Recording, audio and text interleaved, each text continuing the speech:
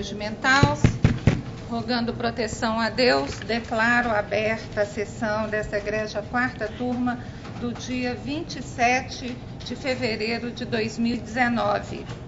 Cumprimento todos os presentes, senhores desembargadores, senhores juízes convocados, senhora representante do Ministério Público, senhores advogados, senhoras secretárias, senhores servidores, estagiários, senhoras e senhores. Submeto a apreciação dos pares a ata da sessão anterior. Sem divergência, aprovada. Farei alguns registros. Inicialmente, as nossas boas-vindas à excelentíssima desembargadora Paula Oliveira Cantelli, que retorna de merecidas férias. Bem-vinda, doutora Paula. E como eu faço toda semana, digo que é preciso reiterar que trabalho e meio ambiente de trabalho seguros são dignidade e vida para os trabalhadores. Conclamo a todos a trabalharem juntos para fortalecer essa necessidade e implantar essa cultura em nossa sociedade. Em abril, teremos em Minas um grande seminário sobre saúde e segurança no trabalho, envolvendo grandes acidentes, patrocinado pelo TST e pelo nosso TRT, por meio do programa Trabalho Seguro. Brevemente estarão abertas as inscrições. Desde já contamos com a presença e o prestígio de todos. Registramos também os nossos efusivos cumprimentos à doutora Ana Clara Martins Braga, aluna da Faculdade de Direito Milton Campos e que colou o grau dia 22 de fevereiro de 2019. A doutora Ana Clara atuou brilhantemente como estagiária neste TRT, em meu gabinete, e angariou a admiração e a amizade de todos que com ela tiveram a sorte de conviver. Temos certeza de que seguirá com imenso sucesso em sua carreira no direito. A doutora Ana Clara, seus pais e familiares, nossos parabéns por esta difícil e bela vitória. Agora eu passo a palavra à senhora secretária, obrigada, para noticiar os processos a serem retirados de pauta e adiados. Processos retirados de pauta.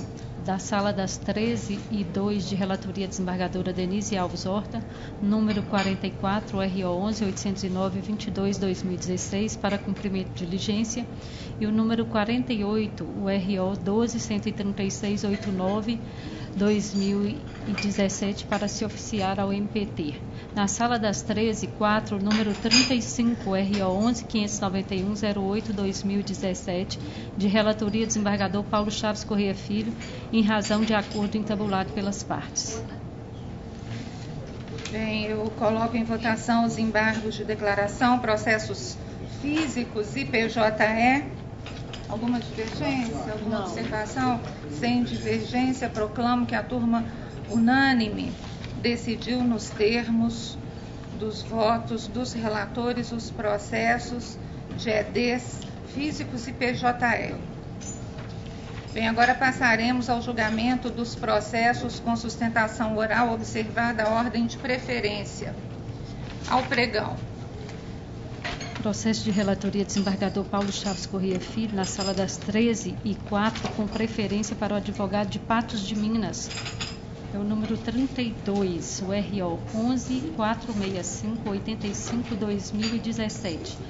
Votam a desembargadora Paula Oliveira Cantelli, a juíza convocada Maria Cristina Diniz Caixeta, inscrito Dr. Arthur Franco Carvalho, pelo recorrente reclamante presente. Boa tarde, doutor. Doutor Paulo tem a palavra. Escreveu agora?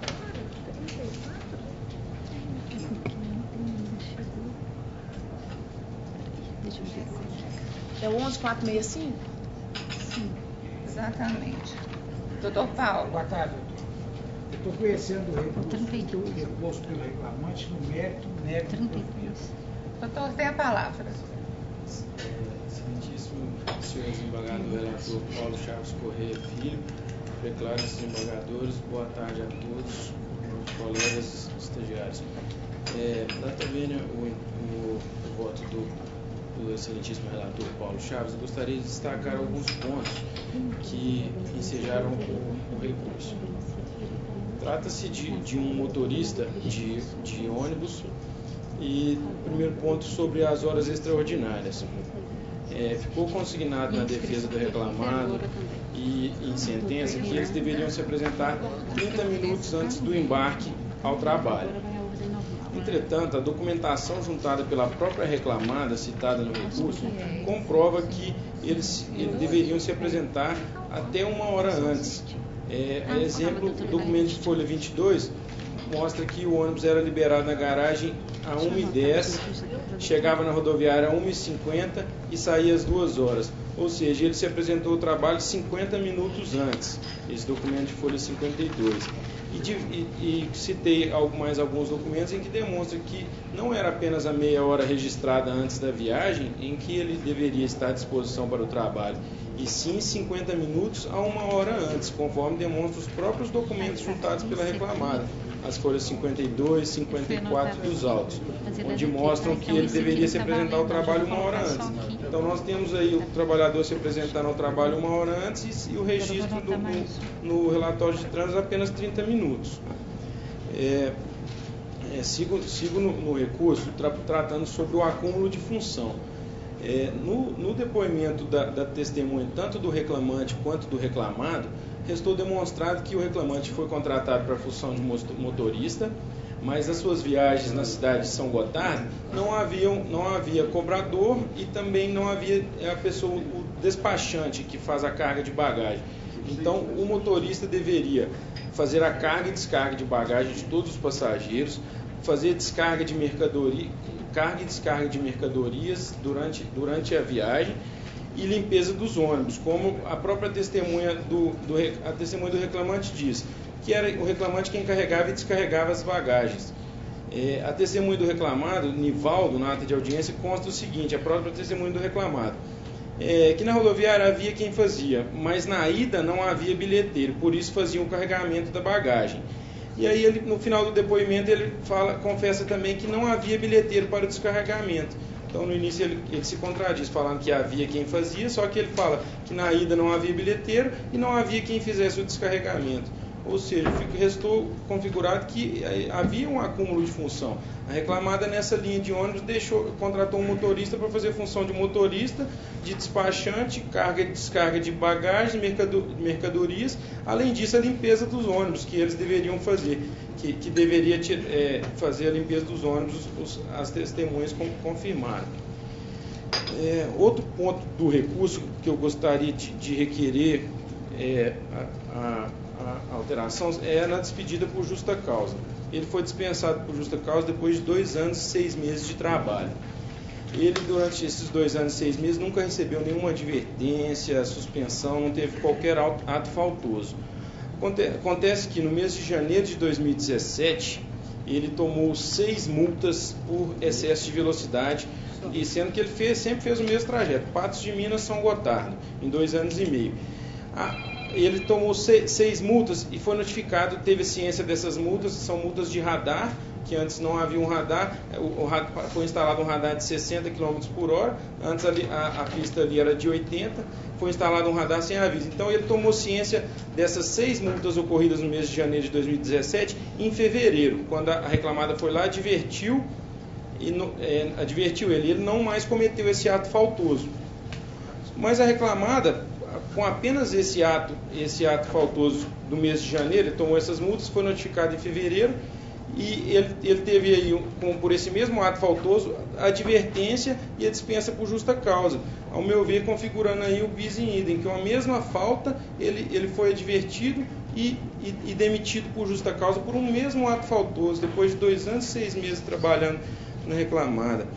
E ele arcou com essas multas, ele foi notificado em fevereiro, não cometeu esse ato faltoso, era uma pista ali sempre foi de 80, ela foi reduzida a 60 sem colocar um radar de 60 sem colocar as placas. Então ele pagou as multas e foi, depois de advertido desse ato faltoso, que ao meu ver configura apenas um ato, que ele tomou essas multas ali, por excesso ali de 10 km por hora, 11 km por hora, mas no dia que ele tomou ciência, ele não mais cometeu ato faltoso. Então, ao meu ver, está configurado aí o bis in idem, que ele foi advertido e demitido pela mesma falta, que foram essas advertências. Por esses motivos é que venho requerer que seja reconhecido o labor extraordinário, porque deveria ficar 1 hora antes, conforme comprovado nos documentos, o acúmulo de função amplamente comprovado no depoimento e a reversão dessa justa causa, ao meu ver, indevida. Agradeço a atenção e requeiro o provimento do recurso para reversão do julgado. Pois não, doutor Paulo, tem a palavra. Eu gostaria de cumprimentar o nobre advogado pela altiva sustentação, mas não diviso como modificar a proposta de voto. Eu faço porque eu entendo que o empregador, dentro do seu jus variante, ele tem o poder de determinar que algumas atividades periféricas, comuns, intrínsecas ao contrato laboral, sejam realizadas pelo empregado. E essas pequenas atribuições estão todas elas rotuladas dentro do artigo 456 da CLT.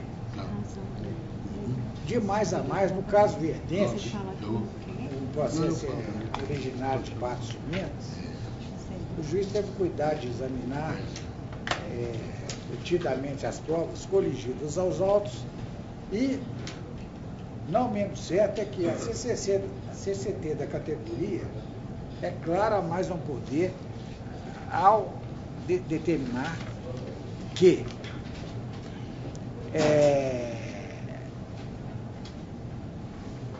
aspas, os ACTs, juntados com a defesa, que foram referendados pelo sindicato da categoria profissional do reclamante, prevêem expressamente a possibilidade de um motorista escalado para trabalhar em linha de horário direto, sem necessidade de auxiliar de viagem, de eventualmente emitir o bilhete de passagem, bem como de realizar um embarque e desembarque de bagagem, sem que com isso seja considerado dupla função, vide cláusula 24B do ACT 20, do ACT do exercício de 2015 a 2017.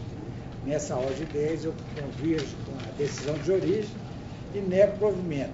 E no que pertine à justa causa, por igual motivação, eu convirjo com a decisão de origem e faço por quê?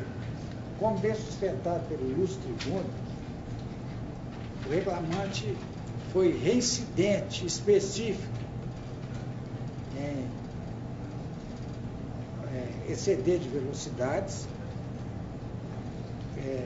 o que culminou em infração, e é certo que o motorista, dentro dos princípios basilares de sua categoria, é sempre respeitar o Código de Trânsito Brasileiro. Ele não só desrespeitou o Código de Trânsito Brasileiro, mas também foi reincidente e incorreu nas sendas do artigo 482, letra E da CLT, qual seja, deside.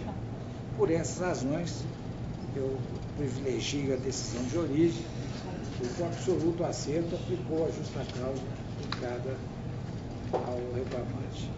Mantém a decisão. Pois não, doutor Paulo. Doutora Paula, tem a palavra. Senhora presidente, eu cumprimento também o advogado pela sustentação oral e, de fato, não vejo como rever essa justa causa que foi aplicada, porque as multas estão aqui 10 de janeiro, 17 de janeiro, 28 de janeiro, 30 de janeiro, e tem a suspensão, sim, acho que no recurso fala que não teve a suspensão, inclusive assinada por ele. Então, não vejo como rever essa justa causa. Eu acompanho o voto do eminente relator, senhora presidente. Pois não, doutora Maria Cristina. Eu também cumprimento o Lúcio, advogado, e peço vênia para acompanhar o voto Pois do não, relator. Então, assim, se decide nos termos do voto do relator. Muito obrigada, doutor. Boa tarde, doutor. Boa tarde a todos. Seguinte. Processo de relatoria da juíza convocada Maria Cristina Diniz Caixeta, com preferência para assistir, em razão da idade, é o número 5 da sala das 13h10, o AP 182402-2013. Votam a desembargadora Denise Alves Horta e o desembargador Paulo Chaves Corrêa Filho. É inscrito para assistir o Dr. Renan de Oliveira, pelo agravante. Pois não. Doutora Maria Cristina tem a palavra.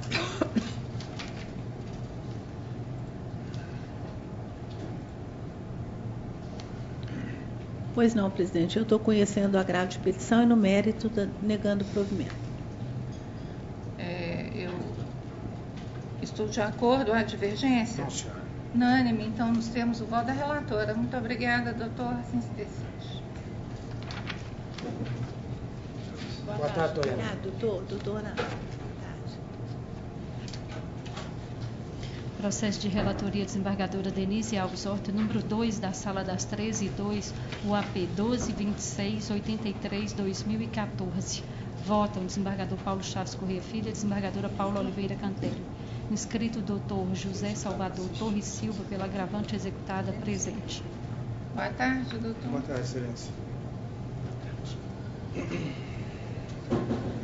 Rejeito a preliminar de deserção suscitada pela exequente em contraminuta e conheço o agravo de petição interposto pela executada. No mérito, indefiro o pedido de concessão de efeito suspensivo ao apelo e nego-lhe provimento custas pela executada no importe de R$ 44,26. Tem a palavra. Excelentíssima senhora desembargadora Denise Horta, doutora Paula, doutor Marcos, doutor Paulo, doutora Maria Cristina, senhora secretária, representante do Ministério Público e colegas aqui presentes. Trata-se, excelência, o caso aqui de um agravo de petição que foi interposto pela executada, que teve o pedido de pagamento do débito nos termos do artigo 916 do Código de Processo Civil 2015. Segundo o referido artigo, o devedor, confessando a dívida, ele poderá efetuar o pagamento do valor devido mediante entrada de 30%, acrescido de juros e 6 parcelas iguais nos meses subsequentes. No caso em comento, claro que isso sempre que homologado pelo juiz da causa. No caso em comento, a reclamada, após apresentar bens para garantia da execução, solicitou ao juízo de origem que fosse deferido o pagamento dos valores nesse sentido, tendo em vista a determinação de elaboração de bacenjude em sua conta por prazo praticamente determinado. Depois de penhorados 20 e poucos mil do valor devido à reclamante, mediante bloqueio em conta corrente, a reclamada solicitou ao juízo de origem que fosse deferido o pagamento, né, do valor remanescente nos termos do artigo 916 do CPC. O juízo ACOR determinou a oitiva da autora, a qual se opôs ao pagamento, né, fundamento pelo qual o eminente juiz singular acabou por indeferir esse pagamento. Considerando a orientação do Tribunal Superior do Trabalho e os motivos pelos quais foi o fundamento para a publicação da instrução que determinou a aplicação do artigo 916 do CPC ao processo do trabalho,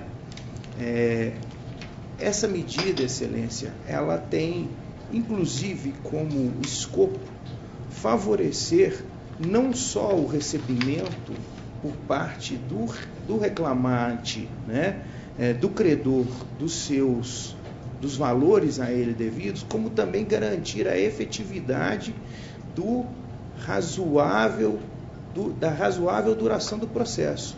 No caso em comento, caso deferida esse parcelamento, a reclamante não só já teria recebido os R$4.000, 300 e alguma coisa sobejantes do seu débito, como a União também já teria recebido parte dos débitos previdenciários e fiscais devidos nesse processo. Ou seja, negar-se efetividade à possibilidade de pagamento do débito nos termos do artigo 916 do CPC, não, apesar da ressalva do parágrafo 1º, que concede ao juiz o poder, o arbítrio de deferir ou não o pagamento, nega, né, às partes a possibilidade de efetuar o pagamento da menor, com o menor gravame possível à executada e possibilitar ao exequente receber esse valor acrescido de juros, correção monetária, né, dentro de um período relativamente curto. Então, Excelência, no caso aqui, assim como os demais, né, e não é o primeiro caso que eu virei à tribuna a defender, o nosso entendimento ele está baseado nas razões pelas quais o próprio TST determinou a aplicação recomendou a aplicação desse dispositivo do Código de Processo Civil ao processo de trabalho, que é garantir a efetividade do processo de execução, propiciar às partes, né, a ré, ao executado que pague dentro do menor onerosidade possível e garantir também a efetividade da prestação jurisdicional, que no caso é o pagamento do valor devido ao reclamante. Então, negar-se essa faculdade, repito, apesar do disposto no parágrafo 1º do artigo 916, é não fazer justiça às partes, né? É acabar prolongando uma situação que entre o pedido do parcelamento e o julgamento de um eventual agravo de petição ou recurso de revista, o que seja, já teria se passado esses 6 meses, né, esses 7 meses. Então, são por esses motivos em que, né, com a devida vênia do brilhante, com certeza brilhante voto de Vossa Excelência, é que a reclamada pugna dessas tribunas, né, para que ele não seja seguido ou então seja revisto e seja deferida a possibilidade desse pagamento, que no final das contas é parcelamento dos tributos, nada mais. Pois não. Bem, eu vou ler a emenda, que é um resumo do cerne do voto. O parcelamento que trata o artigo 916 do CPC, conquanto possa ser aplicado subsidiariamente ao processo do trabalho, nos termos da Instrução Normativa 39/2016, não é cabível na execução decorrente do cumprimento da sentença, a teor do parágrafo 7º do aludido artigo do Código de Processo Civil. Ademais, a validade do parcelamento depende da anuência do credor, detentor de crédito de natureza alimentar, o que não se verificou na hipótese vertente. Então, com esses e outros fundamentos que eu lanço no voto, eu estou mantendo a conclusão. Doutor Paulo. Estou de pleno acordo, não sem antes louvar a brilhante sustentação do doutor Salvador. Obrigado, doutor. Doutora Paula.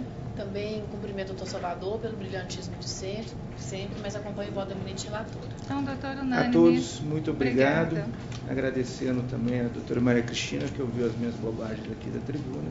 Com E certeza. sempre lembro com carinho, porque afinal de contas a doutora Maria Cristina foi a juíza que votou no meu primeiro processo trabalhista. Bem, que ótimo. Certamente favorável. Não foi de todo mal, doutora. Mas de toda forma eu agradeço a todos, uma boa tarde, um bom trabalho. Obrigado pela lembrança, viu? Obrigada. De todo modo, foi marcante. Por isso que eu estou dizendo, obrigada pela lembrança, ficou Se marcado. eu contar o caso que eu tive com o doutor Paulo lá em Pedro Leopoldo, a senhora não acredita. Meu cliente estava preso na delegacia no dia da audiência. É mesmo? O doutor Paulo mandou o Meirinho ouvir ele lá.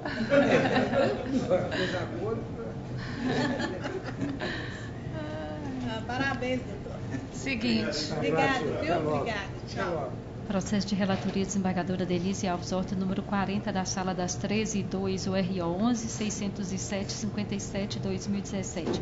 Votam desembargador Paulo Chaves Corrêa Filho, desembargadora Paula Oliveira Cantelli. Inscrito doutor Paulo de Tarso Ribeiro Bueno, pela primeira recorrente reclamada, presente. Boa tarde, doutor.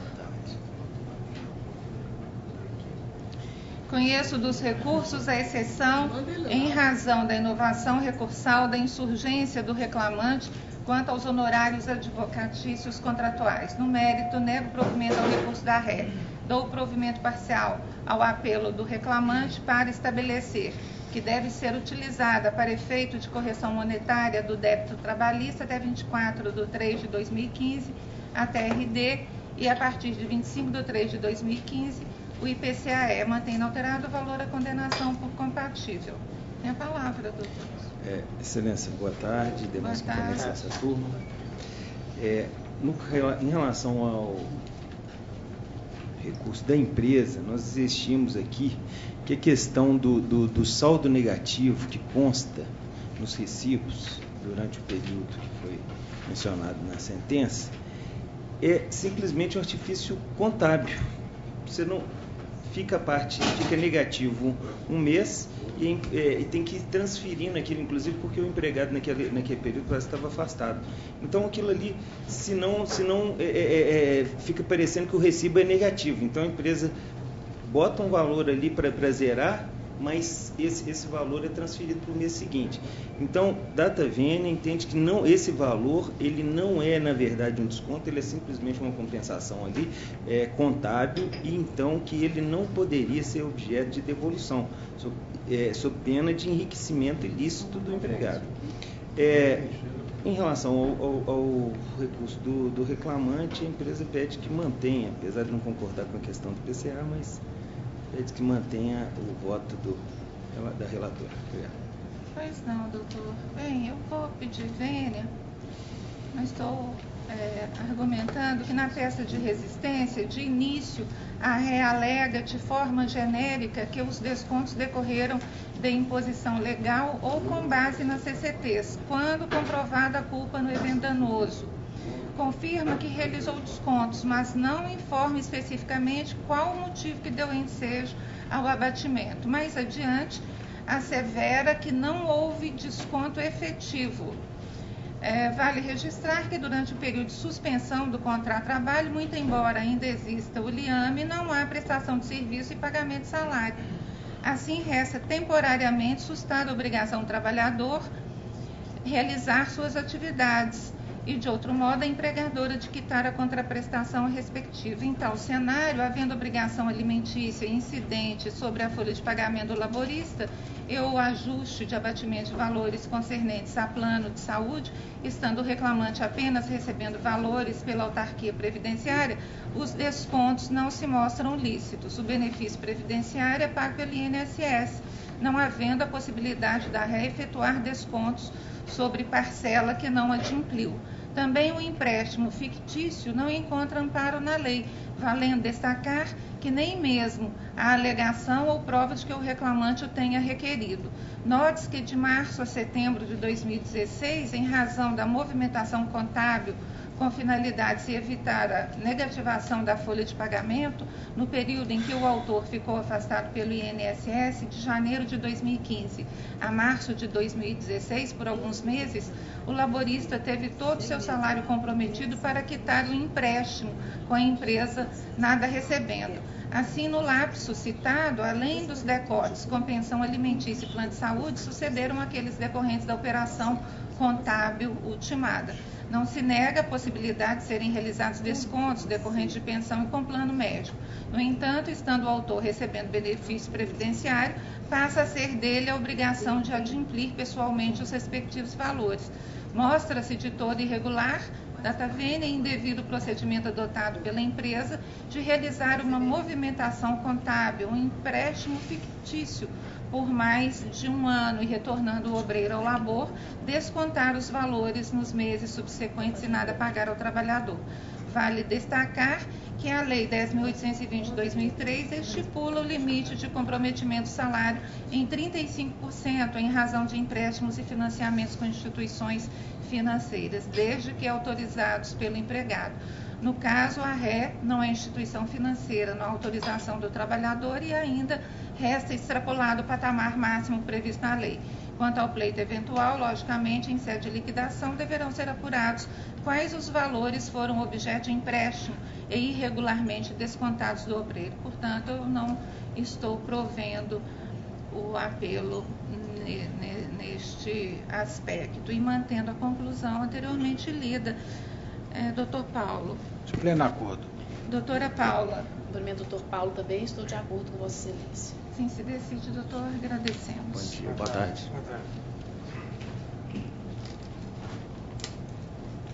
Processo de relatoria, desembargadora Denise Alves Horta, número 6, da Sala das 13/2, o AP 10.114/60/2018. Votam desembargador Paulo Chaves Corrêa Filho, a juíza convocada Maria Cristina Diniz Caixeta, inscrita a doutora Gabriela Guimarães, pela agravada exequente presente. Boa tarde, doutora. Boa tarde.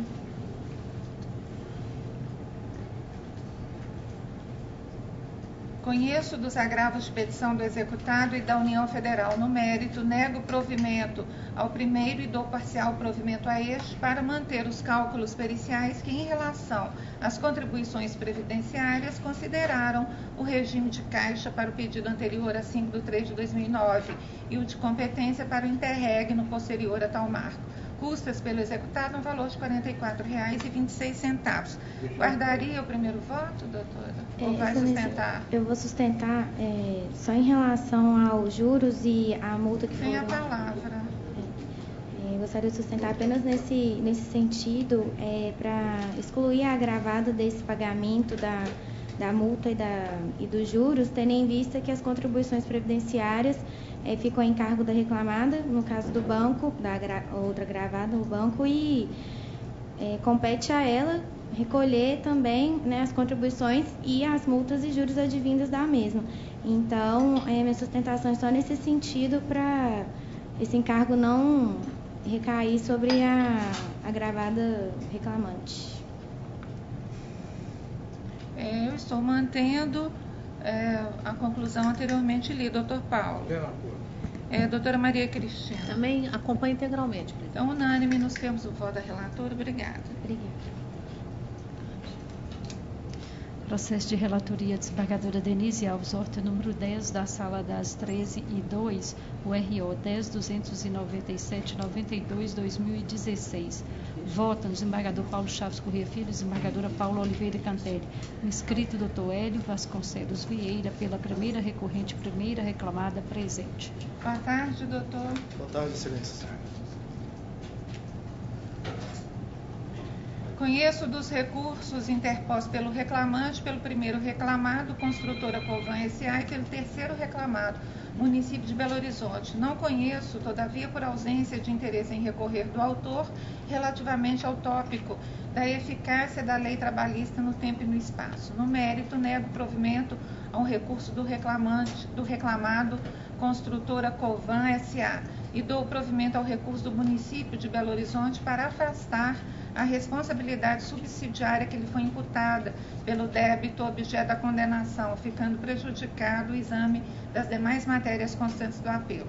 Quanto ao recurso do reclamante, dou-lhe parcial provimento para condenar a RE, Construtora Covan S.A., ao pagamento de uma multa convencional por violação à CCT 2013-2014, observados os critérios nela definidos.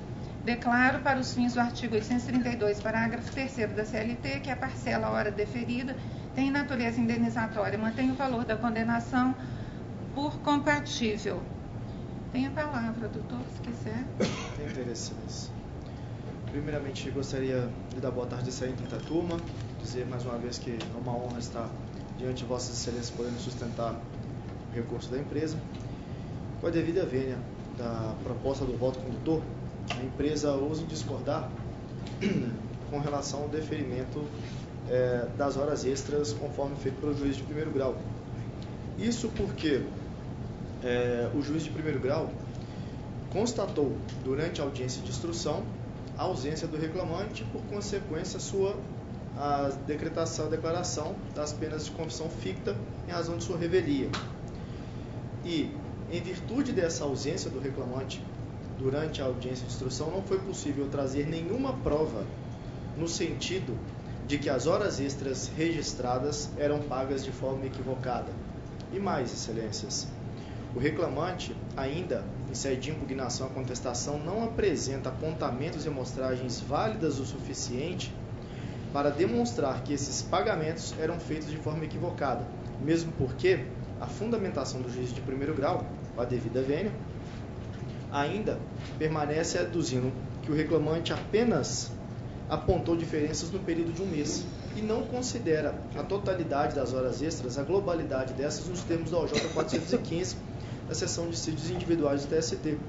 Então, em razão desses pontos, somando a revelia, a escassez da fundamentação com relação às horas extras e ainda a falta de apontamentos válidos e regulares por parte do reclamante, a empresa pugna pelo provimento do recurso, pugna pelo provimento do seu apelo, para que sejam decotadas as horas extras da condenação que ora se mantém.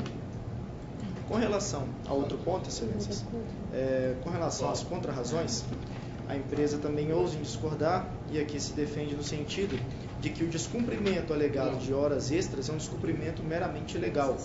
Digo isso, meramente legal, pois não há nenhuma previsão nas cláusulas das convenções coletivas que deem seja o pagamento de multa por descumprimento de horas extras. Tanto é verdade que, nesse ponto, acertadamente fez o juiz de primeiro grau em demonstrar que esse descumprimento não advém de uma norma coletiva. São esses pontos que a empresa gostaria de ressaltar. Em razão disso, reitera aqui o requerimento de provimento do recurso quanto às horas extras e se defende no sentido da multa convencional que ora foi dado parcial provimento. É o que havia de sustentar. Obrigado. Pois não, doutor.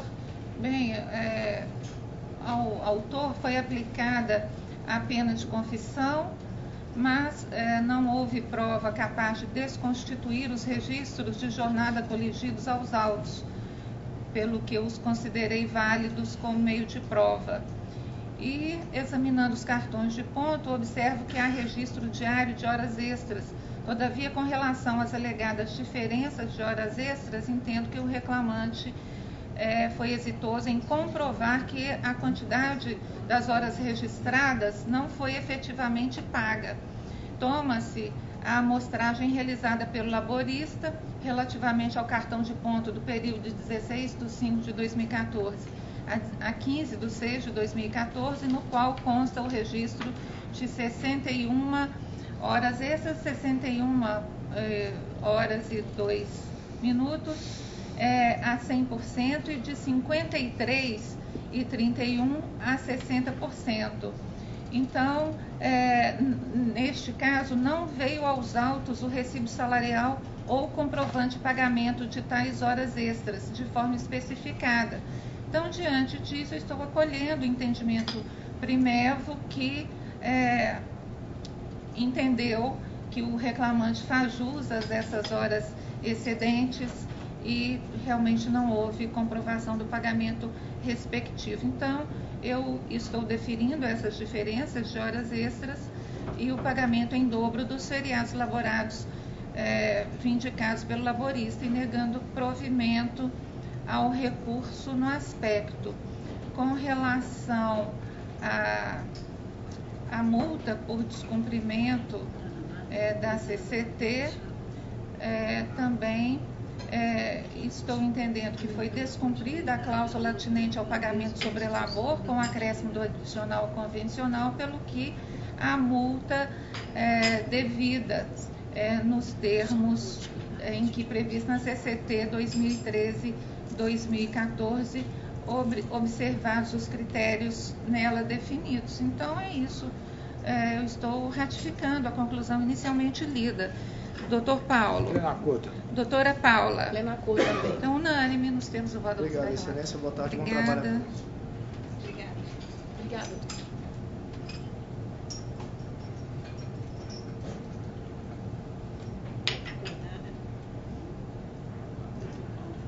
Processo de relatoria, desembargador Paulo Chaves Corrêa Filho. Número 10 da Sala das 13h04, RO 10.283.41/2018. Votam a desembargadora Paula Oliveira Cantelli e a juíza convocada Maria Cristina Diniz Caixeta. Inscrita a doutora Gabriela Guimarães pela recorrente reclamante presente. Boa tarde, doutora. Boa Doutor tarde, Paulo senhora. tem a Boa tarde, palavra.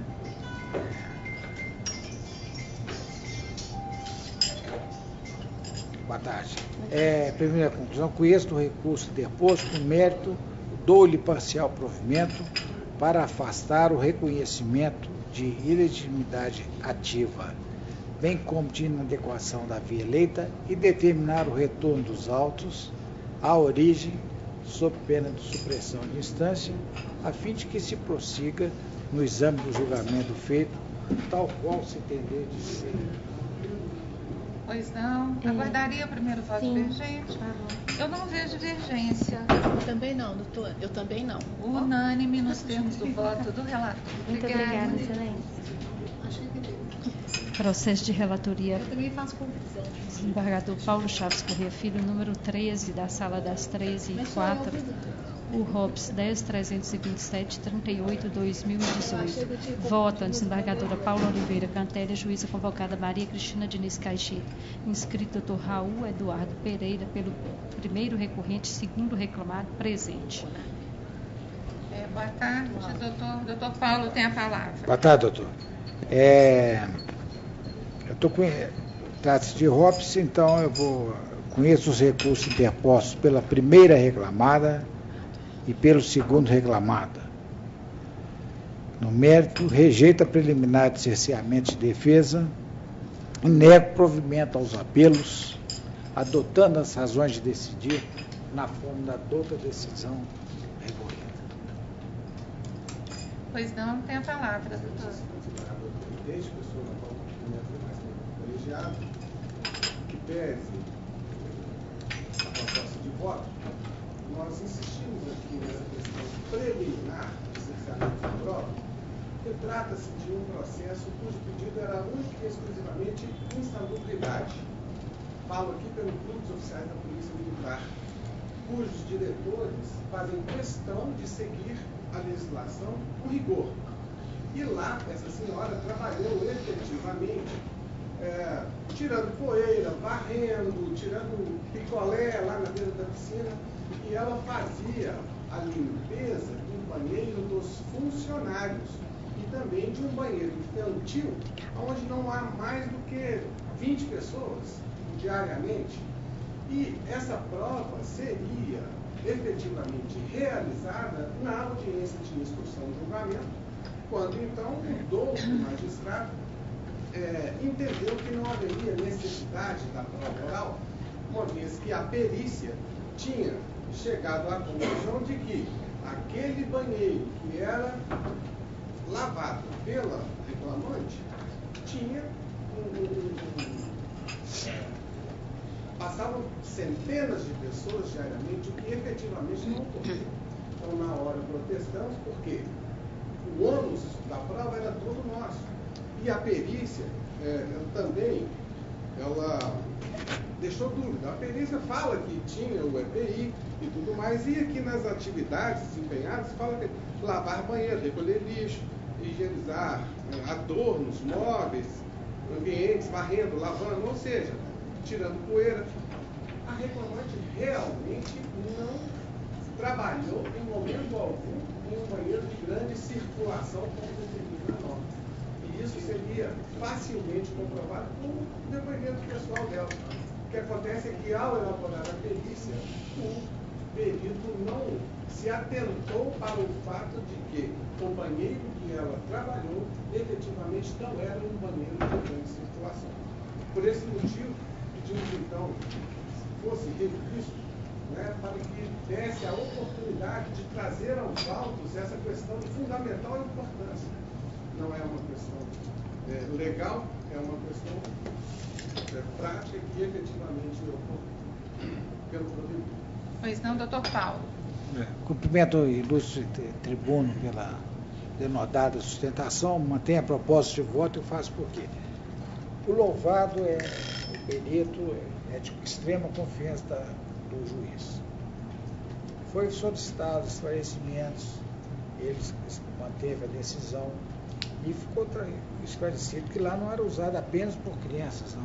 Ao contrário, o expert, por meio da verificação em loco, constatou que, aspas, os banheiros higienizados pela reclamante atendiam tanto ao público em geral quanto aos funcionários.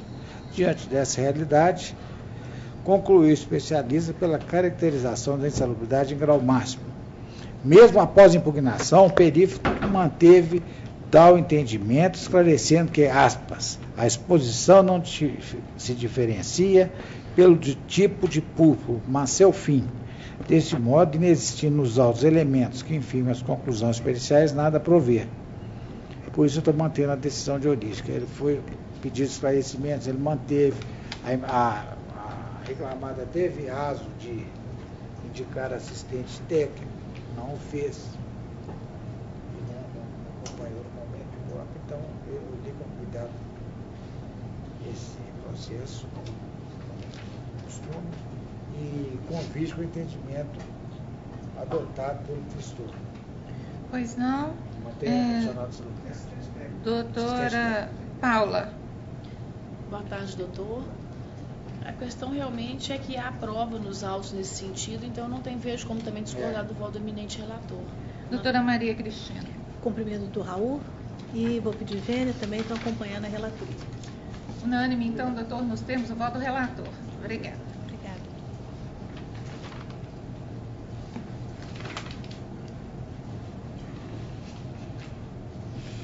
Processo de relatoria do juiz convocado Antônio Carlos Rodrigues Filho, número 10 da Sala das 13h08, AP 10.435/2015. Votam a juíza convocada Maria Cristina Diniz Caixeta, desembargadora Denise Alves Horta. Inscrito Dr. Rogério Andrade Miranda, pela primeira agravante executada, ausente. Doutor Antônio. 10/135, né? Nós vamos à conclusão. Conheço de ambos os agrados de petição apresentados e no mérito nego-lhes provimento. Custas pré-executadas no importe 44,26. Doutora Maria Cristina. De acordo. Também sou de acordo, unânime, nos termos do voto do relator. Seguinte. Processo de relatoria do juiz convocado Antônio Carlos Rodrigues Filho, número 34 da Sala das 13h08, URO 11.554/91/2017. Votam a juíza convocada Maria Cristina Diniz Caixeta, desembargadora Denise Alves Horta. Inscrita doutora Natália Xavier, pela primeira recorrente reclamada, presente. Boa tarde, doutora. Doutor Antônio Carlos, sem a palavra. É o 11.554/17, né? Sim. Nós vamos nele.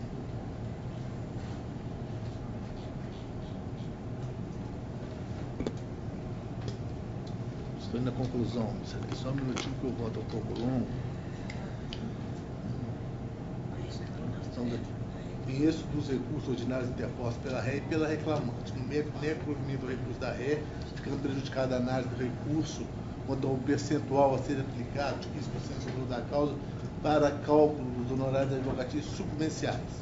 Dou provimento parcial ao recurso do reclamante para, revertendo a justa causa aplicada em despesa motivada, condenar a reclamada a pagar as seguintes parcelas: viso prévio indenizado de 45 dias, 10 terceiro salário proporcional, 10 dozeavos, férias proporcionais acrescidas de 1/3, 10 dozeavos, período aquisitivo 17/12/2016 a 20 de outubro de 2017. FGTS, multa de 40%, autorizada a dedução dos valores comprovadamente adimplidos a mesmo título.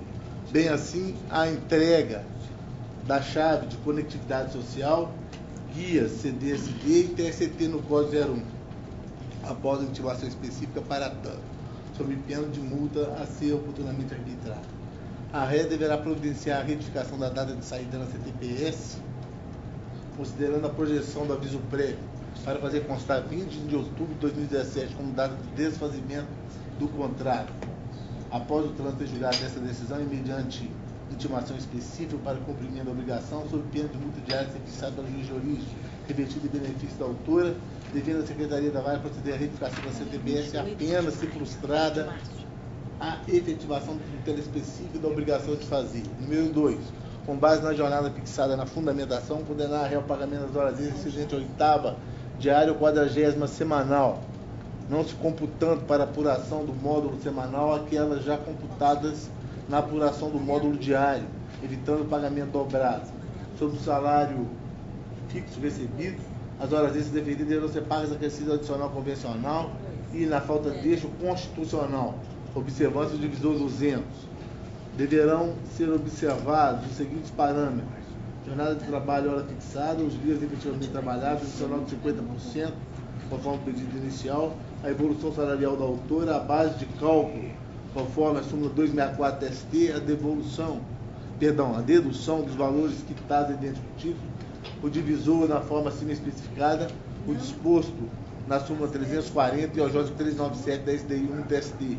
Em face da habitualidade, devido se reflete nas horas extras deferidas e aviso prévio, saldo de salário, DSRS, 10 salários, férias, mais um terço, FGTS, multa de 40%.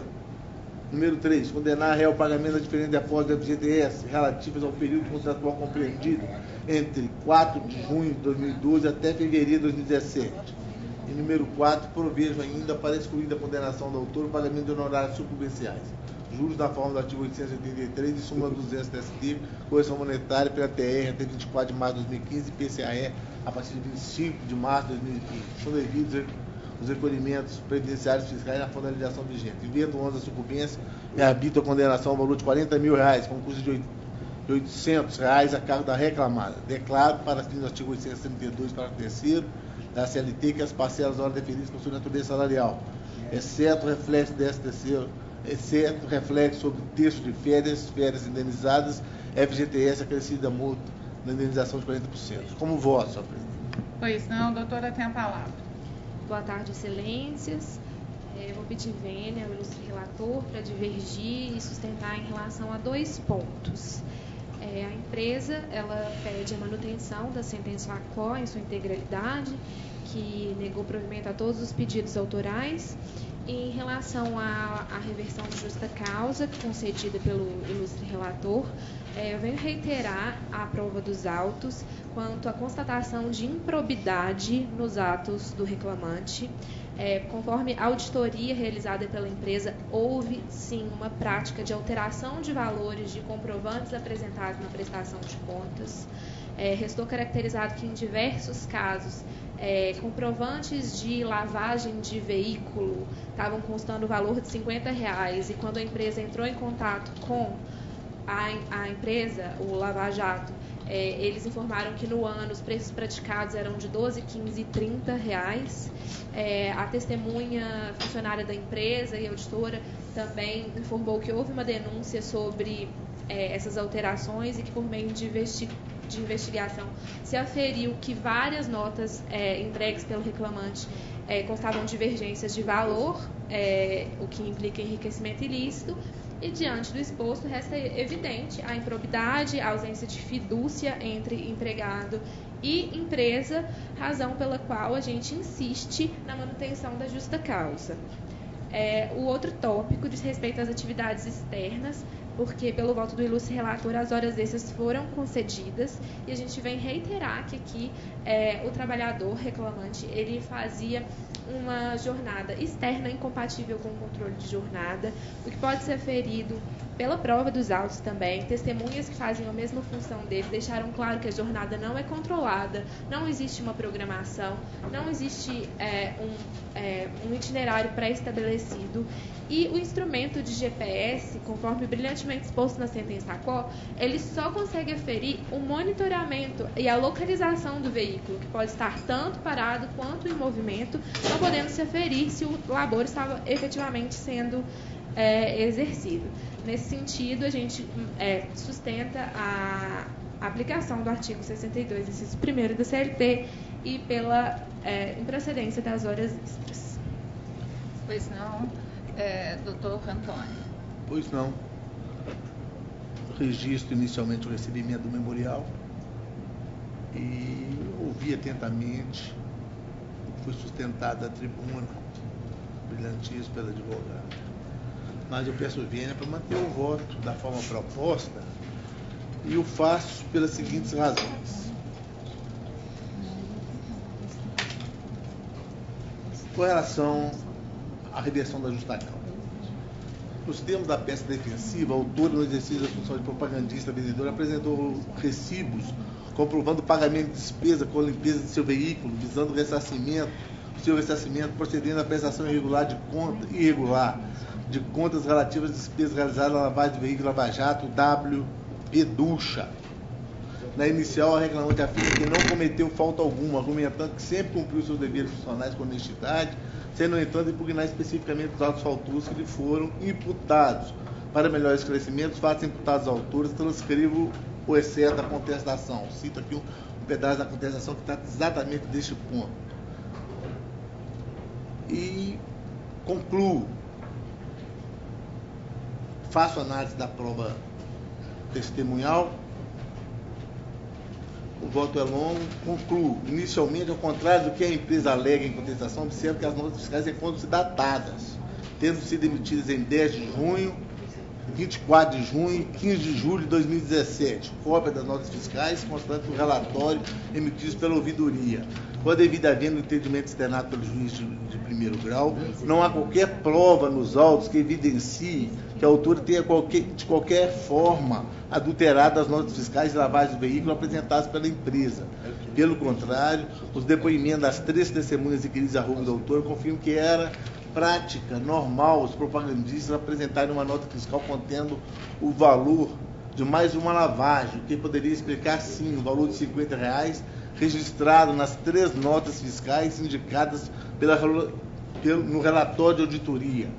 Segundo o depoimento da segunda testemunha inquirida a roubo da autora, o senhor Paulo Henrique Ferreira Guimarães, dono da Lava Jato WP Duchas, o valor da lavagem de 2017 variava de R$12 a R$30, sendo que a autora levava o veículo para lavar toda semana, fazendo quase sempre a lavagem completa. Destacou que a reclamante nunca solicitou para que o depoente constate o recibo valor superior ao realmente utilizado por ela no mês. A partir do depoimento do dono da Lava Jato, não há respaldo para a alegação de adulteração de nota fiscal, destacando-se que pela própria fala do depoente eram lançados na nota fiscal o valor dos serviços realmente realizados no mês, o que demonstra que poderia ser lançado mais de um serviço. Parece que esse é o ponto de crítica da questão. Pela empresa na nota fiscal, conforme o depoimento dele expressamente. A possibilidade de lançamento de mais de um serviço de lavagem na mesma nota fiscal foi corroborado pelo depoimento da primeira testemunha e da segunda testemunha inquiridos a roubo da autora, que também eram propagandistas, sujeitando-se às mesmas regras de prestação de contas da autora. Transcrevo os depoimentos à parte específica que trata desse ponto. A ré comprovou nos autos que os funcionários...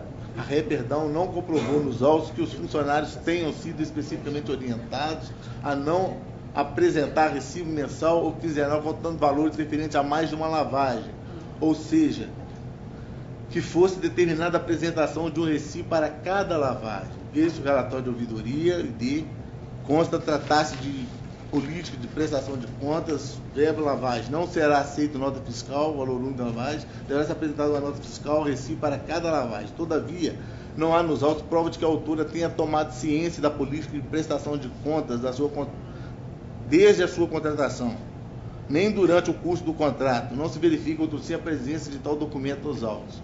A ré não logrou comprovar de forma consistente que a autora tinha ciência da irregularidade do procedimento, não tendo juntado qualquer documento assinado pela autora que demonstre que efetivamente conhecia as diretrizes e normas estabelecidas a serem observadas pelos propagandistas quando da prestação de contas da lavagem de veículos. Eu continuo na análise do relatório de auditoria e o valor apresentado me parece 50, 30 reais, 20 reais com a devida vênia para romper um contrato de mais de anos. O contrato ela merecia uma gradação na pena. Isso me parece um daqueles casos julgados na Justiça Federal de descaminhos em que há uma proporcionalidade de aplicação da pena, de dosagem de aplicação da pena. Aqui faltou dosar a aplicação da pena, no caso, devido ao valor que está sendo questionado. Então, por isso, senhor presidente, eu estou mantendo o voto com relação às horas, à reversão da justa causa como proposto. Com relação à jornada de trabalho, a fixação da jornada de trabalho da reclamante, apesar dela trabalhar externamente, eu assento que, para excepcionar o direito às horas extras, a atividade externa deve inviabilizar o controle de jornada, o que equivale a dizer que o labor externo, por si só, não obsta o direito de pagamento das horas extras. A incompatibilidade deve existir entre a atividade realizada e a possibilidade de controle da jornada do laborista. Cito o artigo 62, a matéria já é recorrente aqui na Justiça, ela era propagandista e fixa uma jornada dela com base nesse entendimento. E na prova, evidentemente, pois a prova foi uníssona, a prova oral, quanto ao fato de que o controle de fiscalização não só era possível, como era efetivamente realizado mediante estabelecimento prévio das rotas, lançamento das visitas em IPAD, fornecido pela reclamada com software instalado para lançamento dos horários de visitas aos clientes e outros dados, situação também que se extrai da declaração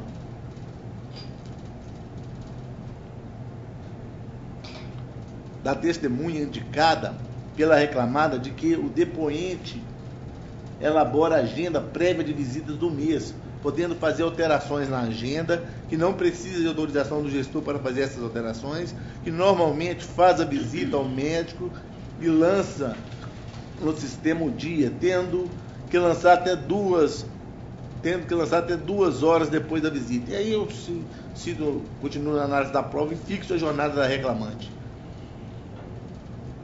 E conforme já dito anteriormente, já é o procedimento sedício nessa justiça. A jornada fixada foi de 7 às 19 horas, com 1 hora de intervalo, 60 minutos por dia elaborado para realizar atividade administrativa de arrumação do carro, uma vez por ano, convenção anual, por uma semana, de segunda a domingo, de 10 às 20 horas, com 1 hora e 30 minutos de intervalo. Participação nos cursos novos de 13 horas no dia 11 de 6 de 2012 às 20 horas do dia 19 de 6 de 2012, considerando o tempo de participação no curso e tempo à disposição no deslocamento. Então, com a devida vênia, senhor presidente, o voto é longo, eu coloco à disposição da nova advogada, eu mantenho o voto da forma proposta originalmente. Pois não, doutor Antônio. Doutora Maria Cristina. Senhora presidente, eu cumprimento a advogada, louvo o brilhante voto do eminente relator, um voto longo, bem trabalhado, mas peço todas as vênias para divergir no tópico atinente à questão da justa causa, por entender que, por coadunar, inclusive, com os mesmos fundamentos trazidos pelo douto sentenciante segundo de primeiro grau, no sentido de que houve aqui uma alteração de valores comprovados a respeito do título de recibos de prestação de contas de lavagem de carro. Eu não vou me estender muito, mas os meus fundamentos são os mesmos trazidos pela sentença, que eu estou no aspecto entendendo que deve ser mantida. E quanto aos valores, eu também peço vênia ao eminente relator por entender que, no caso específico, para mim, entendo eu que subtrair, independentemente de valores, é quebra de fidúcia, e em se tratando de quebra de fidúcia, a justa causa se impõe de imediato. É o meu modesto entendimento, louvando o voto do eminente relator. Pois não, doutora, eu sou a terceira votante neste processo, vou pedir vênia para acompanhar o doutor relator. Estou entendendo quanto à justa causa, que, na verdade, a prova é no sentido de que não houve essa alteração dos recibos, tendo em vista que na nota constava o valor de várias lavagens e, então, não há prova de que se exigisse que cada lavagem fosse individualmente colocada em cada nota. Então, muitas delas, e a prova é nesse sentido, muitas das notas constavam valor das lavagens de todo o mês. Então, considerando isso, o voto do eminente relator é longo, muito bem detalhado, examina minudentemente a prova, então estou acolhendo na integralidade. Com relação a essa questão da jornada, não há dúvida de que a jornada extrapolava o limite contratual e se estendia, no mínimo, no horário de 7 às 19. Então, estou acompanhando em toto o voto do doutor relator. Então, assim sendo, eu proclamo que prevalece o voto do relator, vencida a juíza Maria Cristina, que mantinha a sentença no que atinge a justa causa para a dispensa do obreiro. Obrigada, nós que agradecemos. Boa tarde, doutora.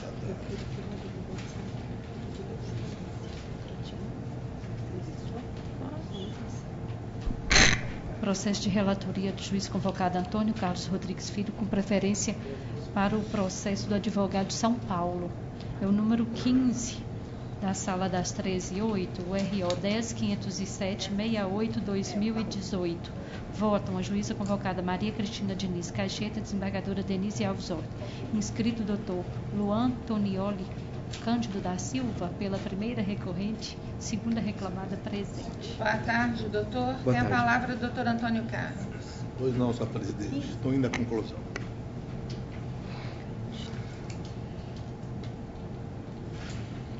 Conheço dos recursos ordinários da segunda ré e da altura.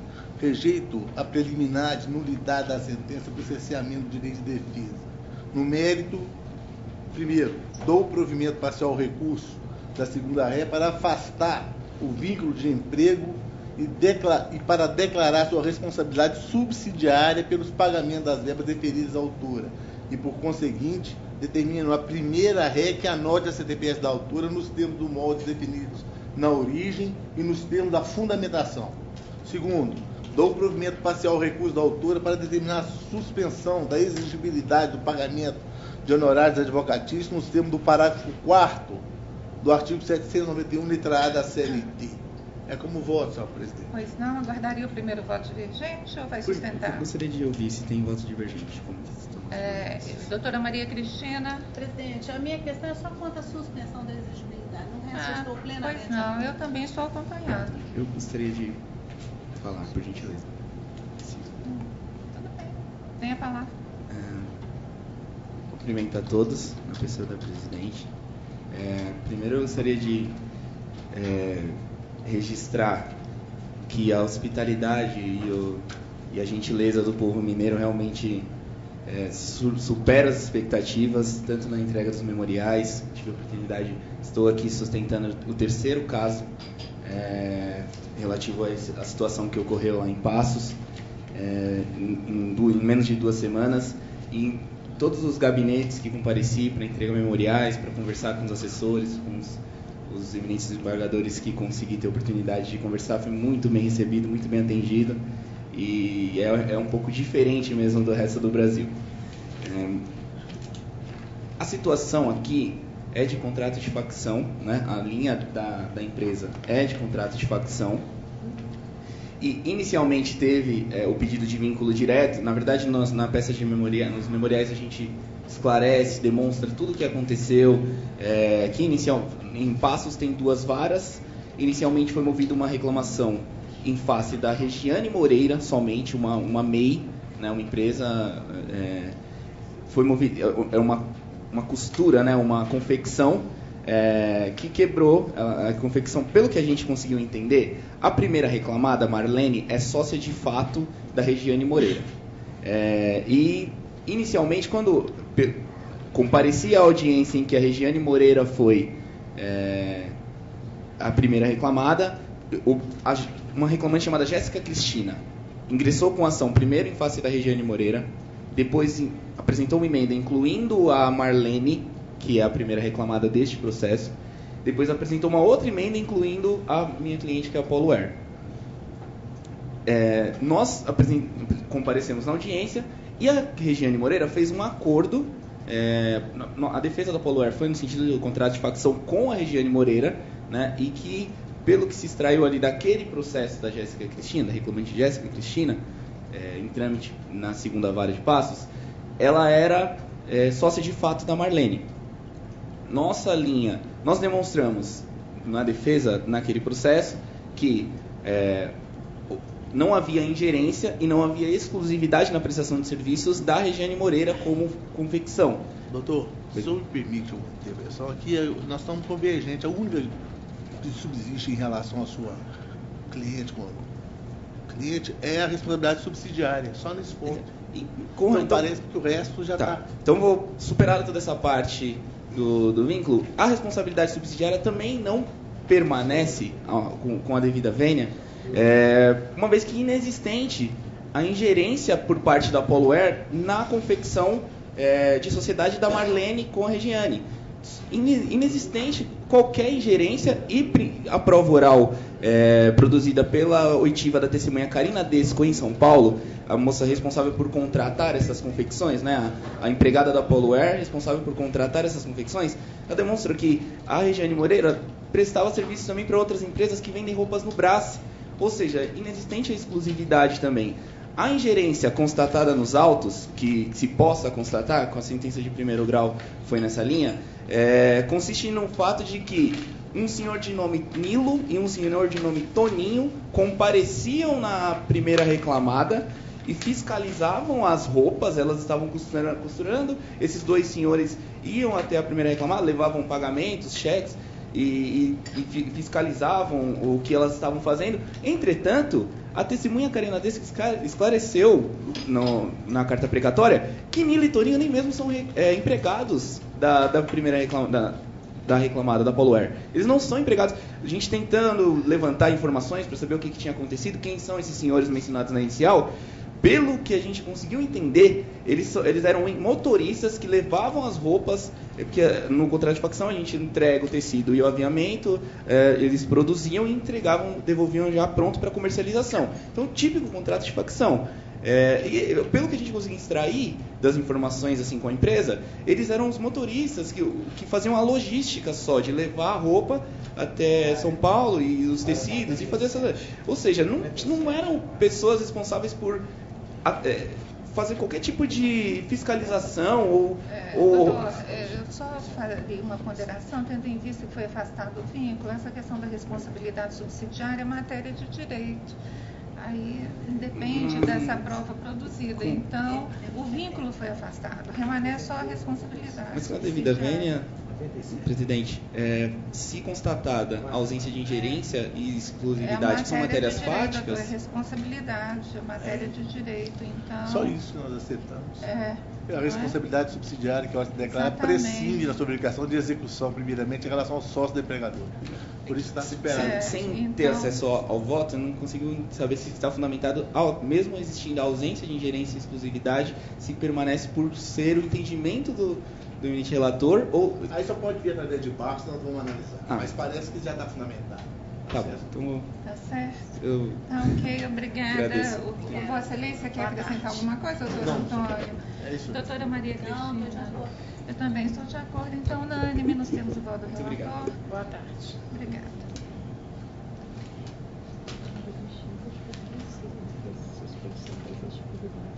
A doutora Maria Cristina fica vencida quanto à suspensão da exigibilidade dos honorários advocatícios. Seguinte. Processo de relatoria do juiz convocado Antônio Carlos Rodrigues Filho, número 37, tutelar cautelar antecipadas 11.672.69/2018. Votam a juíza convocada Maria Cristina Diniz Caixeta, desembargadora Denise Alves Oro. Inscrito Dr. Daniel Dias de Moura, pelo requerente autor ausente. Doutor Antônio. Vamos aqui à conclusão. Admito a presente ação cautelar e, no mérito, julgo parcialmente procedente do pedido formulado para, ratificando a liminar concedida, suspender os efeitos da sentença proferida nos autos da ação trabalhista número 11.828/2017, restabelecendo-se entre as partes dessa demanda a plena eficácia da cláusula 22ª da CCT 2017-2019. Prejudicado o exame do agravo regimental interposto pelo requerido supermercado Coelho Diniz Limitada. Pois não, doutora Maria Cristina. Senhora presidente, com relação a esse processo, eu confesso que eu tive uma preocupação muito grande com relação à competência desse processo. Primeira questão. Eu queria dizer o seguinte, essa ação foi proposta cláusula anulatória de cláusula de convenção coletiva na primeira instância. E eu fiz um levantamento, porque até já atuei várias vezes lá na SDC, e já tinha uma certa trato com essa matéria lá do entendimento da SDC. E cheguei pela averiguação que eu fiz junto ao Tribunal Superior do Trabalho, tem se entendido, salvo melhor juízo, que a competência para a nulidade dessas cláusulas de convenção coletiva é dos tribunais regionais, competência originária deste tribunal. Aí eu fui até o regimento interno do tribunal, lá no seu artigo 39, item 3, letra C desse tribunal, diz que a competência é para a SDC. Então, assim, numa primeira análise processual que eu faço, eu entendo até que este processo, quando essa questão for tratada, eu estou fazendo isso porque eu vou dizer porque que eu vou chegar à minha conclusão aqui.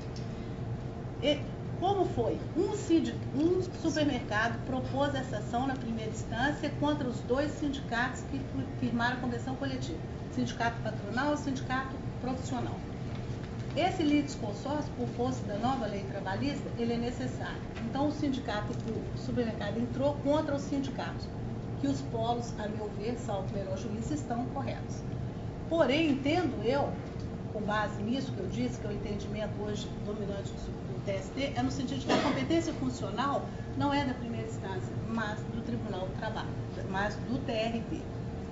Bom, na primeira instância, o juiz sentenciante deferiu o pedido do sindicato e suspendeu a eficácia de 4 cláusulas, me parece, da convenção coletiva. Houve a interposição do recurso ordinário, quando o recurso ainda não chegou ao TRT, e a douta desembargadora deu uma liminar que foi, inclusive, questionada por meio de agravio regimental. Depois entraram com essa tutela agora, e quem veio nessa tutela foi o sindicato profissional contra o supermercado. Já não tem o sindicato dos empregadores. E eu estou entendendo que o fumus boniuris, para deferir essa liminar, que eu até concordo com o doutor relator que ela tem que ser deferida, mas não limitada. Entendo eu, com a devida vênia, que a concessão deve abranger a todas as cláusulas que tiveram o efeito suspenso. Por quê? Porque o fumus boniuris é exatamente a questão da competência. Se o juiz de primeira instância não tinha competência para suspender a eficácia, agora, por meio da apreciação dessa cautelar, o fumus boniuris para abranger a todas é exatamente a questão da competência, que não pode ser tratada nessa cautelar aqui, porque ela é limitada. Então, assim, senhor relator, modestamente, no meu entendimento, eu convijo com o entendimento de que se deve deferir a liminar, mas não limitada, para todos, porque o fumus boniuris, a meu ver, salvo melhor juízo, é exatamente a questão da competência. E quando vier a apreciação do RO, onde se fará a averiguação da competência funcional, salvo melhor juízo, se não tiver outro entendimento, aquele processo originário será extinto por falta de competência originária, porque a competência, segundo o regimento interno, é do TRT. É o meu modesto entendimento. Então, presidente, eu convijo com o doutor relator de que se deve deferir a liminar, mas integral, não apenas para suspender, para retornar a eficácia de uma cláusula, mas de todas. Até porque vai se discutir ainda, se ultrapassada a questão de competência, ou quando a competência vier para este tribunal, vai se discutir o problema do negociado sobre o legislado. É outro problema que vai surgir. Então, assim, eu, modestamente, acompanho o relator desde que se estenda para todos. Senão eu fico ressida porque eu estenderia para todos. Pois não. Doutor Antônio. Bom, Vossa Excelência gostaria de adiar o julgamento? Já podemos, no dia 3, para analisar essa questão sobre o volume da competência que não foi feita. Sobre o volume da competência, eu não via. Se a senhora me permite, Mas eu já viria.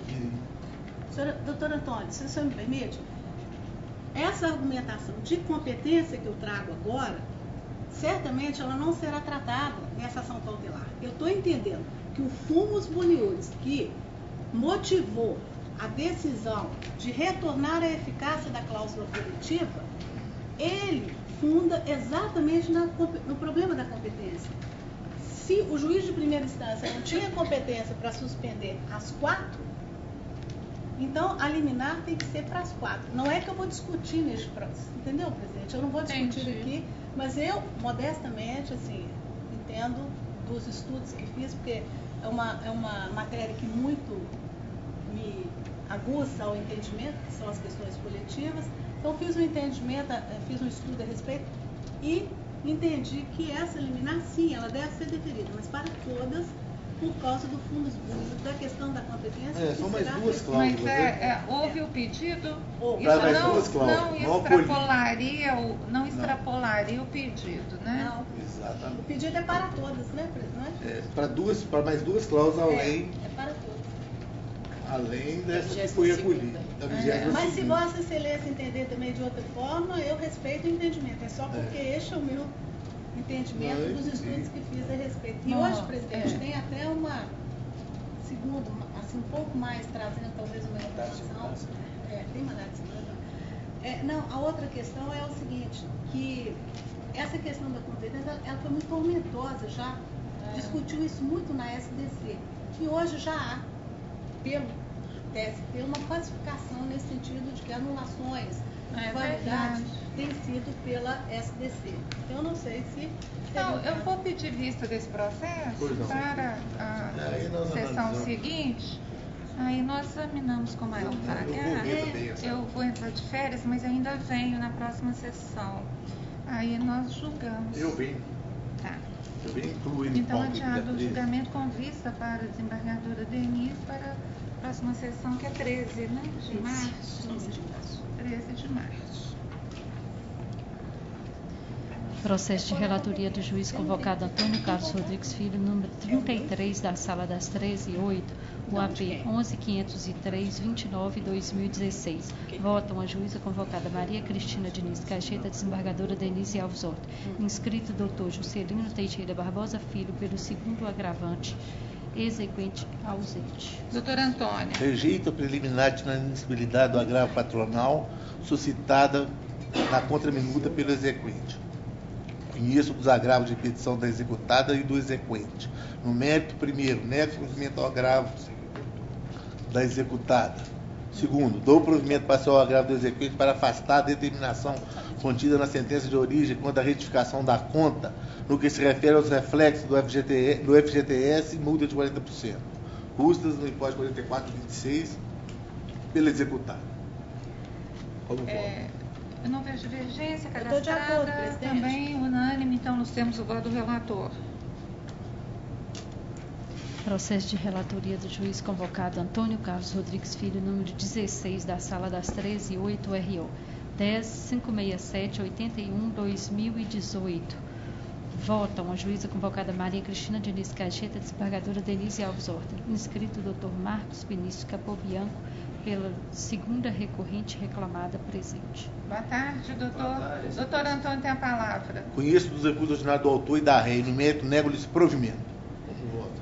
Insiste em sustentar? Excelência, a senhora me permite? Pois não. Curto espaço só em relação, inicialmente, uma boa tarde a todos. Em relação à proposta do voto eminente relator, a reclamada espera que seja acompanhada por todos no que diz respeito ao improvimento do recurso do reclamante, mas em relação ao recurso adesivo posto pela reclamada, excelência, a empresa ousa advergir na medida que a situação aqui ela é relacionada à questão do reclamante que prestou um depoimento como testemunha em um outro julgamento contra a empresa, onde ele disse, afirmou no depoimento pessoal, no depoimento uma coisa e na reclamatória ele trouxe outra. Então, pedindo vênia até ao relator e a todos para poder ler o voto do eminente relator aqui, quando convocado para uma sessão da segunda turma, aspas, litigância de má-fé, depoimento do reclamante prestado em processo anterior como testemunha, modificação da verdade dos fatos, impossibilidade. O compromisso com a justiça é questão de ordem pública e dever cívico de todos os que comparecem como testemunha devidamente compromissada. Desse modo, a parte não pode, em comportamento contraditório, voltar atrás em seus próprios passos, depoimento, quando não é mais possível a retratação, proibição do venire contra factum próprio. do depoimento prestado anteriormente. Beira as raias do absurdo o autor alegar que mentiu à Amanda reclamada no processo em que atuou como testemunha, sob o pretexto de que fez para a manutenção do emprego. Desse modo, reputo que o comportamento do autor de ter omitido seu depoimento como testemunha em processo anterior e declinar na petição inicial jornada com informações diversas daquela firmada como testemunha, caracteriza a litigância de má-fé nos termos do artigo 80, inciso 2º do Código de Processo Civil. Nesses termos, Excelência, a reclamada realmente insiste aí no provimento do recurso adesivo para que o reclamante seja condenado nas penas de litigância de má-fé. Pois não, doutor Antônio. Pois não, senhor presidente. Eu ouvi atentamente a sustentação oral, que se baseia, inclusive, no voto proferido na segunda turma, mas processo, como a gente sabe, é reconstrução. Reconstrução de direito feito com base naquilo que as partes trazem em cada auto, em cada processo. Eu não tenho aqui todos os elementos para poder falar que essas hipóteses são absolutamente idênticas, iguais. Eu acredito que não, senão eu não teria decidido dessa forma. Aqui nós estamos decidindo no recurso da ré, já que há convergência com relação ao recurso do reclamante. Litigância de má-fé. Pleiteia a ré, a condenação do autor, pagamento de multa e indenizações previstas no artigo 81 do CPC e 793C da CLT. Alega que, pelo confronto entre o depoimento prestado pelo autor como testemunha, o depoimento pessoal e a narrativa da petição inicial, resta evidente que o obreiro relatou fatos em desconformidade com a realidade, procedeu de forma desleal e má-fé. Destaca os fundamentos da sentença, o exercício do direito de ação, garantido na Constituição da República, não configura litigação de má-fé. Indefiro o pedido de aplicação de multa feito pela ré, foi julgado em primeira instância.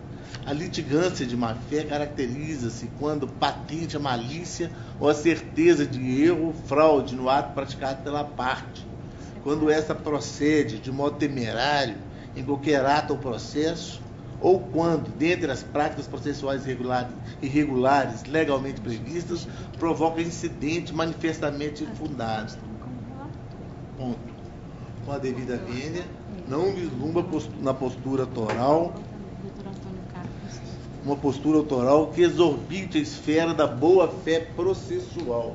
Foi o que restou nesses autos provados.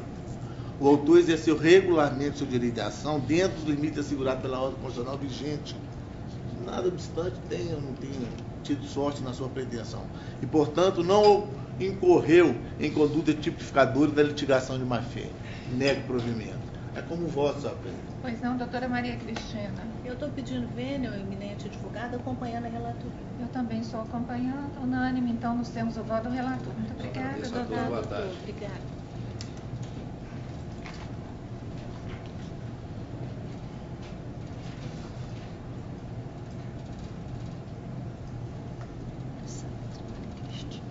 Processo de relatoria da juíza convocada Maria Cristina Diniz Caixeta, número 11, da Sala das 13h10, URO 10.491, 47/2016. Votam a desembargadora Denise Alves Horta, desembargador Paulo Chaves Corrêa Filho. Inscrita a doutora Gisele Costa Cid Loureiro, pela primeira recorrida, primeira reclamada, presente. Boa tarde, doutora. Doutora Maria Cristina tem a palavra. Pois não, presidente. Bem, doutora, conheço do recurso interposto pela reclamante no mérito negando-lhe o provimento. Guardaria o primeiro voto divergente, doutora. Eu estou acompanhando. Doutor Paulo. Pleno acordo. Unânime, então, doutora Gisele. Obrigada. Boa tarde. Doutora. Homem, doutora. Tchau. Prazer, doutora. Processo de relatoria da juíza convocada Maria Cristina Diniz Caixeta, URO 11.694-66/2016. Votam a desembargadora Denise Alves Horta e desembargador Paulo Chaves Corrêa Filho. Inscrito o doutor Cláudio Augusto Figueiredo Nogueira, pela primeira recorrente, primeira reclamada, ausente. Doutora Maria Cristina.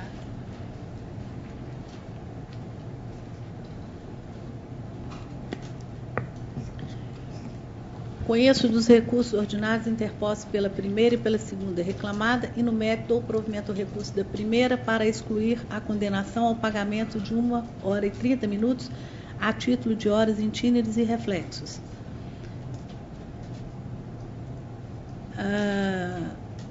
Conheço Quanto ao recurso no tópico relativo à responsabilidade subsidiária, eu já fiz o voto adequado, fico vencida, mas nega-se provimento e eu daria provimento para excluir a responsabilidade subsidiária, mas estou trazendo o voto já no entendimento consolidado dessa egrégia turma.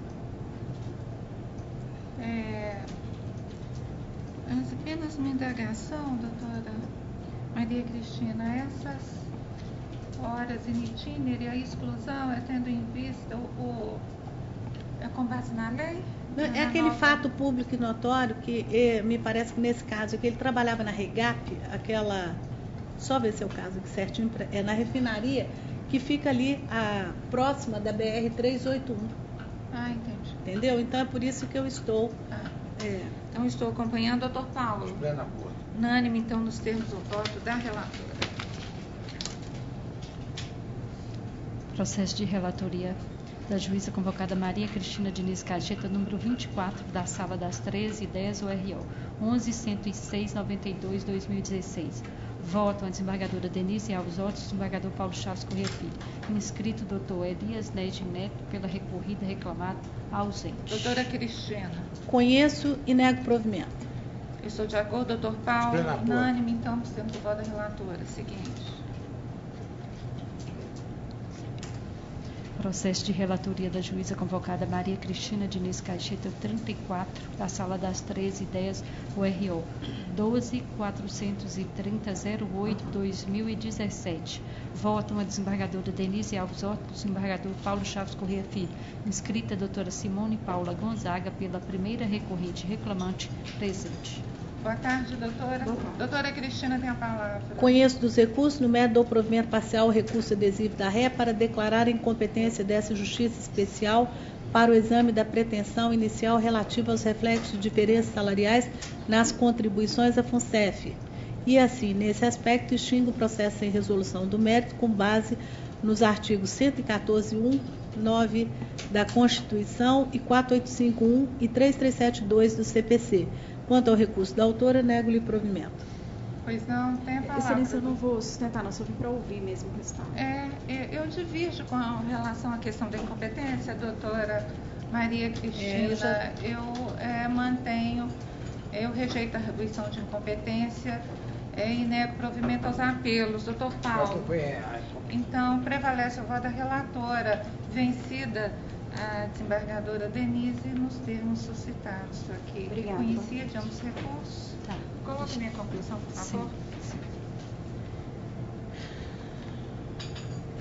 Processo de relatoria da juíza convocada Maria Cristina Diniz Caixeta, número 2 da Sala das 13h10, UAP 501-54/2013.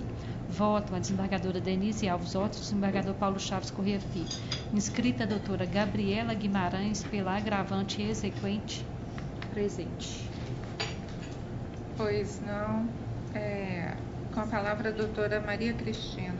Conheço do agravo de petição, no mérito dou-lhe provimento parcial para determinar a aplicação do índice TR para o débito vencido até o dia 24 de maio, sendo que a partir do dia 25 a correção deverá ser realizada pelo índice do IPCA-E.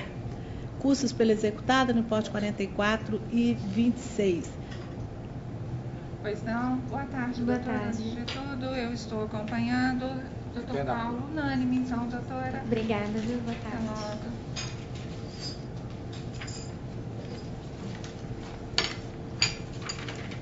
Processo de relatoria da juíza convocada Maria Cristina Diniz Caixeta, número 19 da Sala das 13h10, o ROPS 10.805/46/2018. Votam a desembargadora Denise Alves Otis, desembargador Paulo Chaves Corrêa Filho. Inscritos, doutor Pedro Zatar Eugênio, pelo recorrente, e a doutora Hilda Renata Borlido Rolling, pela recorrida Uber. Como vai, doutor? Boa tarde. Doutora Maria Cristina. Conheço do recurso enviado pelo reclamante, porquanto preenche os pressupostos legais de sua admissibilidade.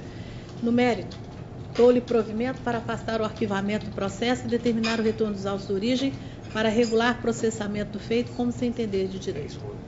Tem a palavra. Boa tarde. Boa tarde. É uma questão muito simples, né? Eu gostaria que você converse o voto da relatora. É uma questão processual que eu achei interessante trazer. Por conta da reforma trabalhista, trazendo uma certa controvérsia na primeira instância quanto à determinação dos pedidos implícitos, né? Como eu penso, né? Principalmente dos honorários advocatícios, especialmente sumaríssimo, onde a certeza e a liquidez tem que estar estampada no inicial. Né? Já era antes da reforma, mas com a introdução dos honorários de sucumbência, se faz presente e conhece essa questão e trazer ela, se a gente vai ter que liquidar com a inicial o honorário de sucumbência ou não. Para algum juiz, como foi no caso aqui da sentença inicial, ele entendeu que deveria sim apresentar a liquidação exata.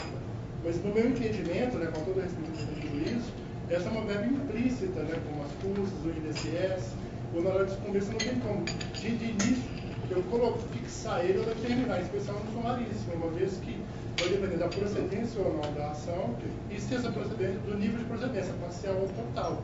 Então, eu creio, no meu entendimento, eu acho que a relatora também deve ter fundamentado muito bem nisso, não tem como, na distribuição da ação, colocar um valor, um parâmetro, determinar e liquidar esse pedido, né? E quando a gente recebeu uma reclamação, o principal ali é a pretensão do autor, as parcelas vencidas e vencedas que estou discutindo, e não a sucumbência, né? Então, uma verba tem que vir à parte. Então, eu peço para manter esse entendimento, né? Reformar a sentença, a defesa da relatora, e peço ainda, né, tendo em vista que houve a necessidade do manejo do recurso, né? E houve o acolhimento do pedido da ré, né? A fixação de honorários. Uma vez que houve recurso, né? Foi em outubro, já foi em fevereiro, então houve um atraso, houve a necessidade de manejo do recurso para resolver essa questão. E a fixação de honorários nessa instância por conta disso. Não, doutor. Muito obrigado. Doutora, vai se tentar?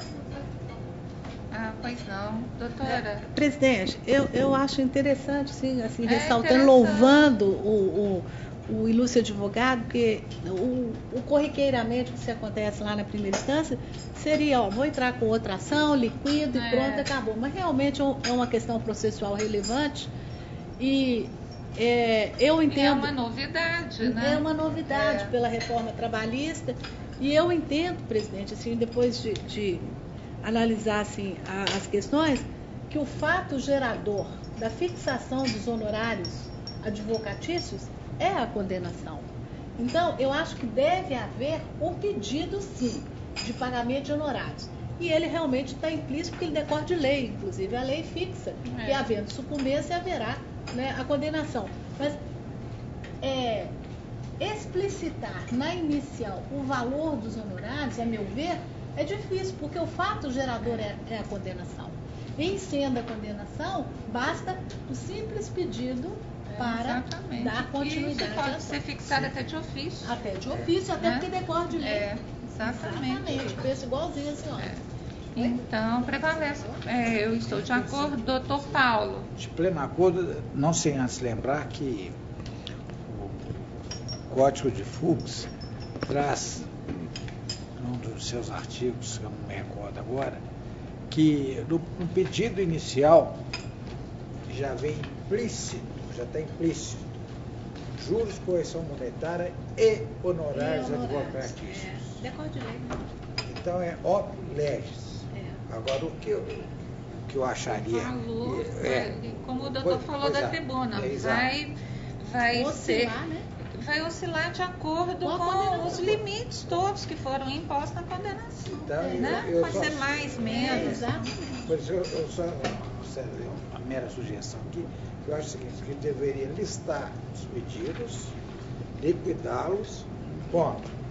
Requer ainda a condenação dos honorários advocatícios, o percentual ser habilitado por Vossa Excelência. Porque tem o percentual de 5 a 15. É de 5 a 15. Então, colocar 15%, poderia até entrar em descompasso com exatamente. Porque fica o vedrinho do julgador. Então, eu penso assim, modéstia, eu acho que liquida todos os processos, A, B, C, D, E, então, ponto.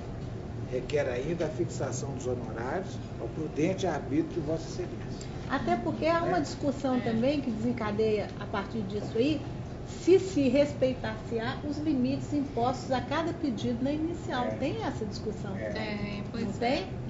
Então, eu acho que nem o percentual deve ser explicitado.